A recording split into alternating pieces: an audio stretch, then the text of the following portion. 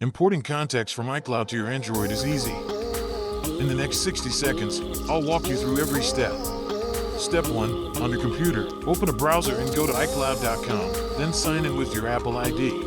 Click Contacts. At the bottom left, click the gear icon, then choose Select All to highlight every contact. Next, click the gear icon again and choose Export vCard. This downloads a .vcf file with all your contacts. Save that .vcf file somewhere easy to find, like your desktop or downloads folder. Now we'll move this contacts file over to your Android phone so we can import it. You can transfer the .vcf file to your Android using email, USB cable, or cloud storage like Google Drive.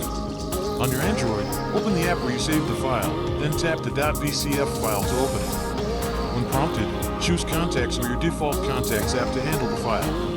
Tap Import, then select where to save them. Usually your Google account or phone storage is fine. Wait a few seconds while your contacts are imported.